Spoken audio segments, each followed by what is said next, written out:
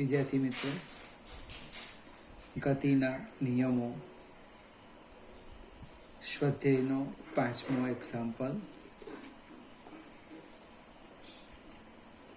15 metre પર સેકન્ડની પ્રારંભિક ઝડપથી ગતિ કરતા 20 કિલોગ્રામ દળના એક પદાર્થ પર 50 ન્યૂટનનું પ્રતિ પ્રવેગ ઉપજાવતું અચળ બળ લગાડવામાં આવે છે. પદાર્થને અટકાવવામાં કેટલો સમય લાગશે? હવે જે કંઈક આપ્યું છે આપણે લખવા પ્રયત્ન કરીએ. એક પ્રારંભિક વેગ આપ્યો છે v0, 15 મીટર પર સેકન્ડ. એનું દળ આપ્યું છે m, 20 કિલોગ્રામ. 50 ન્યૂટનનું બળ લગાડેલું. પ્રતિ પ્રવેગ ઉપજાવતું અચળ બળ લગાડવામાં આવે. પ્રતિ પ્રવેગ એટલે ગતિની વિરુદ્ધ દિશામાં 50 ન્યૂટનનું બળ લગાડવામાં આવે. માઇનસ ન લખું તો ચિંતા નહીં કરતા, એ હું તમને સમજાવું. તો કેટલા સમયને અંતે એ અટકશે એટલે એનો અંતિમ વેગ આપેલો છે 0 મીટર પર સેકન્ડ. એ માટે સમય શોધવાનો છે. એ માટે કેટલું અંતર કાપે? આ પ્રશ્ન એક વધારેનો છે અને અંદર આપ્યો નથી, આપણે ગણવાનો છે. તો પહેલું સ્ટેપ છે આપણે પ્રવેગ શોધવાનું. પ્રવેગ શોધી કાઢીએ. બળ અચળ છે અને એટલે ન્યૂટનના ગતિનો બીજો નિયમ F બરાબર ma, એટલે A બરાબર F બાય m. F આપેલા છે 50 ભાગ્યા m 20, એટલે લગભગ આવવાના -2.5 મીટર પર સેકન્ડ સ્ક્વેર. પ્રતિ પ્રવેગ છે એટલે ઋણ. ધારો કે ન લખતે તો એ વેગમાં વધારો એવો અર્થ થાય. હવે કેટલા સમયને અંતે અટકશે? કેટલા સમયને અંતે? તો આપણે સમય શોધવાનો છે. સમય તો અહીંયા સૂત્ર લખી દઈએ. અચળ પ્રવેગી ગતિના સમીકરણો યાદ કરવા પડે કે v બરાબર v0 પ્લસ at. અંતિમ વેગ 0 છે, v0 છે 15. હવે અહીંયા પ્લસ માઇનસ, હું ધારો કે માઇનસ જ લખવાનું છે, 2.5 t. હવે આ ઋણ છે એ બરાબરની આ બાજુ આવે એટલે પ્લસ થાય. હવે તમે ધારો કે ઋણ લખવાના ભૂલી જાય તો જવાબ ઋણ આવે તો છેલ્લે લખવાનું ઋણ ચિહ્ન અવગણતા. સમય કદી ઋણ આવતો નથી. એટલે કે t બરાબર 15 ભાગ્યા 2.5 બને. એટલે સાદું રૂપ આપીએ એટલે લગભગ 6 સેકન્ડ મળે. આટલો જ એક્ઝામ્પલ છે, પણ આપણે એક વધારેનું સ્ટેપ લેવાના છે. કેટલું અંતર કાપે? એટલે બીજું હેડિંગ અંતર લખીએ. તો અંતર માટે 2 સૂત્ર છે, બંને ચાલશે, જે લખવું હોય તે. ધારો કે મારાથી લખાઈ ગયું d બરાબર v² માઇનસ v0² અપન ટ્વાઇસ. બધી જ કિંમત છે. જો અંતિમ વેગ 0 માઇનસ પ્રારંભિક વેગ 15 વર્ગ છેદમાં 2 કૌંસમાં -2.5, એટલે કે -225 છેદમાં -5. તમે માઇનસ માઇનસ નીકળી જવાના. સાદું રૂપ આપીએ એટલે લગભગ 45 આવવાના. 225 ભાગ્યા 5 કરીએ આપણે, ભાગ્યા 5 એટલે 45 મીટર. ફરીથી કેટલાક મિત્રો પાસે અલગ અલગ બોગ હશે, એ એમાં જોવા પ્રયત્ન કરે તો આ એક પ્રશ્ન પૂછેલો નથી. આગળ જઈએ. આ આપણે કયો દાખલો ગણ્યો? સ્વાધ્યાયનો 5મો એટલે 5.5. હવે આપણે 5.6 પર જઈએ. 5.6 6 3 કિલોગ્રામ દળના એક પદાર્થ પર લાગતું અચળ બળ તેની ઝડપ 2 મીટર પર સેકન્ડથી 25 સેકન્ડમાં બદલીને 3.5 મીટર પર સેકન્ડ કરે છે. પદાર્થની ગતિની દિશા બદલાતી નથી. બળનું માન અને દિશા જણાવો. હવે જે કંઈક આપ્યું છે એ લખી દઈએ આપણે. એક દળ આપ્યું છે એમ 3 કિલોગ્રામ. ત્યાર પછી વેગ આપ્યો છે, 2 વેગ છે. એકને v1 કેમ અથવા v0 કેવું, જે કેવું હોય તે.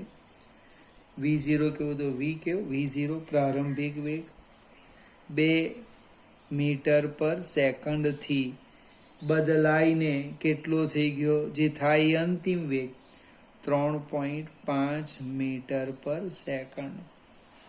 એના માટે કેટલો સમય લાગ્યો, તો કે સમય આપેલો છે 25 સેકન્ડ. તો પદાર્થ પર લાગતું બળ અને બળની દિશા શોધવા કીધી. હવે બળ એટલે F બરાબર ma, પણ પ્રવેગ શોધવો પડશે. પ્રવેગ તો પહેલું સ્ટેપ આપણે પ્રવેગ લખી દઈએ. પ્રવેગ એ v બરાબર v0 પ્લસ at. એનો અર્થ થાય v માઇનસ v0 બરાબર at. એટલે કે a બરાબર v minus v0 by t. કોઈક મિત્ર ઈચ્છે તો ડાયરેક્ટ જ લખે, વેગમાં થતો ફેરફાર ભાગ્યા તે માટે લાગતો સમય, એ પણ ચાલે. v1 v2 ધારેલું હોય તો અંતિમ વેગ ઓછા પ્રારંભિક વેગ ભાગ્યા સમય. કિંમત મૂકી દઈએ આપણે. અંતિમ વેગ 3.5 ઓછા 2/25 એટલે લગભગ પ્રવેગ આવવાનો એ બરાબર 1.5 ડિવાઈડ બાય 25 મીટર પર સેકન્ડ સ્ક્વેર. હવે બળ શોધવાનું છે તો આપણે બળ લખી દઈએ. જો F બરાબર ma, એમ આપણને આપેલા છે 3 કિલોગ્રામ. 3 ગુણ્યા પ્રવેગ 1.5 ભાગ્યા 25 એટલે 15 તારી 45 એટલે 4.5 ભાગ્યા 25 કેટલા હોના 0.18 ન્યૂટન. અહીંયા બળ પ્લસ આવે છે એટલે એ બળ ગતિની દિશામાં લાગે છે. તો પાછો એક પ્રશ્ન ઉદ્ભવે, બળ ઋણ આવે, મને અહીંયા બળ કેવું છે પ્લસ છે એટલે એની દિશા કઈ લખવાના, ગતિની દિશા. બળ ઋણ પણ આવે, તમે ચેક કરો. અહીંયા જે વેગ છે એ આ વેગ નાનો હતે, 2 ની જગ્યાએ 1 લખું તો અહીંયા પ્રવેગ કેવો આવે, ઋણ આવે. પ્રવેગ ઋણ આવે એટલે બળ ઋણ આવે. જો બળ ઋણ આવે તો અહીંયા લખવાનું ગતિની વિરુદ્ધ દિશા. એટલે ક્યાં ગતિની દિશામાં લાગે, ક્યાં ગતિની વિરુદ્ધ દિશામાં લાગે. ફરીથી આ જ પ્રશ્ન ઓબ્જેક્ટિવ પૂછેલું છે. સેજ રકમ બદલી કાઢે અને આપણે ગોખીને જઈએ એટલે ગોખવાનું નથી. અને અહીંયા જો તો બળ જો ઋણ હોત અને બળ F ઋણ આવે તો ગતિની વિરુદ્ધ દિશા. આવું સામાન્ય લખી મૂકીએ એટલે ખ્યાલ આવશે. આગળ જઈએ. 7મો એક્ઝામ્પલ, જે લગભગ મેં ગઈકાલે ઓબ્જેક્ટિવમાં પૂછ્યો હતો. કાલની ટેસ્ટનું સોલ્યુશન પછી મોકલાવું તમને. 5 કિલોગ્રામ દળના એક પદાર્થ પર પરસ્પર લંબ એવા 2 બળો 8 ન્યૂટન અને 6 ન્યૂટન લાગે છે. પદાર્થના પ્રવેગનું માન અને દિશા જણાવો. હવે સમજવા પ્રયત્ન કરું. કેટલાક મિત્રોએ કાલે પ્રયત્ન કર્યો હશે. પરસ્પર લંબ બળ લાગે એટલે ધારો કે આ દિશામાં F1 બળ લાગે અને આ દિશામાં F2 બળ લાગે, તો મારે F1 ને F2 સદિશ સ્વરૂપમાં લખવું પડશે. પહેલું જ કામ તો કે F1 મને પરિણામી બળની પણ વાત કરીએ. આમ આપણો સબાચો થવાનો અહીંયા જો આ આપણે લીટી જો કે સીધી જ છે. આ રીતને એક ઝાંખી લીટી પાડી દઈએ. સમાંતર બાજુ ચતુષ્કોણ એટલે પરિણામી બળ આવ્યું F. પરિણામી બળનો ખૂણો કેટલો થીટા એ આપણે શોધવાનો છે. તો હું અહીંયા F1 લખું છું. F1 ધારું કે x અક્ષની દિશામાં લે તો 8 અને 6 ન્યૂટન છે, મારાથી લખાયું 8I. ને F2 ફરજિયાત લખવાનું. પછી F2 કેટલા લખાય? F2 બરાબર 6J ન્યૂટન. જો I અને J લખ્યા ને પરસ્પર લંબ થઈ ગયા. તો સમાસ બળ કેવી રીતે લખવાનું? બે રીતે લખાય. સમાસ બળ આમ લખાય F બરાબર સદિશ F બરાબર સદિશ F1 પ્લસ સદિશ F2. એટલે કે F1 8I પ્લસ 6J. પણ મૂલ્ય શોધવા કીધું તો મૂલ્યો કેવી રીતે શોધાય? તો કે માનાંકમાં સદિશ F બરાબર સદિશ F બરાબર રૂટ I ના સહગુણકનો વર્ગ વત્તા J ના સહગુણકનો વર્ગ. એટલે શું થવાનું? રૂટ 64 પ્લસ 3600 એટલે 10 ન્યૂટન. કોઈકને વિચારવા આટલું લાંબુ 1 માર્કમાં પૂછાય? તમને એવું લાગ્યું મોટું છે, ગણતરી વધારે છે, તમે અહીંથી શોધી કાઢો. 8 અને 6 પાયથાગોરસનો પ્રમેય લો અને કેટલાકને તો યાદ છે ભાઈ 8, 6, 10ની જોડી. બરાબર. આપણો પ્રશ્ન છે પ્રવેગ શોધવાનો. તો પ્રવેગ અહીંયા બાજુમાં લખી દઈએ. પ્રવેગ દળ આપ્યું છે. દળ કેટલું છે? તો કે m બરાબર 5 કિલોગ્રામ. એટલે કે પ્રવેગ F બરાબર ma. એટલે કે A બરાબર F/m. મારો કોઈક મને પરમ મિત્ર હશે તે આવું પણ લખશે m/a. એ મેં અહીંયા જ રવા દીધો એમ મને સોરી એને મેં આ બાજુ લાવ્યો એટલે એમ અહીંયા જ છે એટલે m/fb લખે. ભાઈ કાળજી રાખવાની. આપણે જે વિજ્ઞાન પ્રવાહના મોટે ભાગના વિદ્યાર્થી બસ ડાબી બાજુથી જમણી બાજુ જાય ને એમાં જ ભૂલ કરે.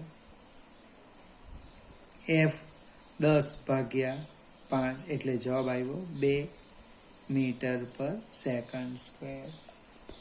દિશા શોધવા કીધું તો દિશા માટે આપણે tan થીટા લઈ લઈએ. જો તો નામ આપો અહીંયા વધારે ખ્યાલ આવશે. OPQS. તો કે tan થીટા સામેની બાજુ QS ભાગ્યા OP. tan થીટા બરાબર સામેની બાજુ QS ભાગ્યા OQ. QS એટલે y અક્ષ બને એમાં જેનો સહગુણક ડાયરેક્ટ લખાય 6/8. 6/8 એટલે લગભગ 0.75. અહીંયા આપણે અટકી જવાનું. કેમ? તો કે આપણે નેચરલ ટેન્જન હજુ શીખા નથી. જે આવે એ આપણો ખૂણો. ફરીથી આવા જ નાના નાના દાખલા નીટ JEE પૂછાય. પણ મારો કહેવાનો અર્થ એટલો દાખલાને સમજવાનો. મને આ દાખલો મને આવડી ગયો 5 વાર હમણાં ગણી કાઢું જોઈને એમાં આપણો કોઈ ફાયદો નથી. આગળ જઈએ. 8મો એક્ઝામ્પલ 5.8 36 કિલોમીટર પર કલાકની ઝડપથી વાહન ચલાવતો એક ડ્રાઈવર રસ્તા વચ્ચે એક બાળકને ઊભેલો જુએ છે અને તે બાળકને બચાવવા માટે તેનું વાહન 4 સેકન્ડમાં સ્થિર થવું તેને જરૂરી લાગે છે. તો વાહન પર વેગ ઘટાડતું સરેરાશ કેટલું બળ લગાડવું પડે? વાહનનું દળ 400 કિલોગ્રામ અને ડ્રાઈવરનું દળ 65 કિલોગ્રામ છે. હવે જે કંઈક આપ્યું છે તે લખીએ. એક એનો પ્રારંભિક વેગ આપ્યો છે, તમે જો v0 36 કિલોમીટર પર કલાક. કિલોમીટર પર કલાકને ફેરવો 10 મીટર પર સેકન્ડ આવે. ચેક કરજો આવે કે નહીં આવે. અને 10 લખ્યું તો કેવી રીતે લખ્યું એ તમારે તમારા આત્માને પ્રશ્ન પૂછવાનો. અને કિલોમીટર એટલે 1000 અને કલાક એટલે છેદમાં 3600.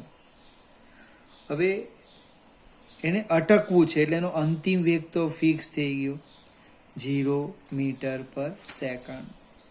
એ માટે કેટલો સમય લેવો છે એને? તો કે 4 સેકન્ડ. ત્યાર પછી વાહનનું દળ આપ્યું છે, એને હું કેપિટલ M અથવા તો M1 કેમ મને વાહનનું દળ માટે M1 કહીએ 400 કિલોગ્રામ. અને ડ્રાઈવરનું દળ માટે હું M2 લખી દેમ 65 કિલોગ્રામ. પ્રશ્ન કયો છે? કેટલું બળ લગાડવું પડે? તો બળ આવે એટલે આ ચેપ્ટર તો એમ જ કે ભાઈ ન્યૂટનના ગતિનો બીજો નિયમ F બરાબર ma. પણ પ્રશ્ન આવે પ્રવેગનો. તો પ્રવેગ અહીંથી મળે, પ્રાપ્ત થાય. જો આપણે હેડિંગ લખી દઈએ પ્રવેગ. પ્રવેગ કેવી રીતે લખવાના? તો કે v બરાબર v0 પ્લસ at. અંતિમ વેગ એનો 0 છે, પ્રારંભિક વેગ છે 10 વત્તા 4a. એટલે કે 4a બરાબર -10. એટલે કે પ્રવેગ આવવાનો a બરાબર -10/4. એટલે લગભગ -2.5 મીટર પર સેકન્ડ સ્ક્વેર.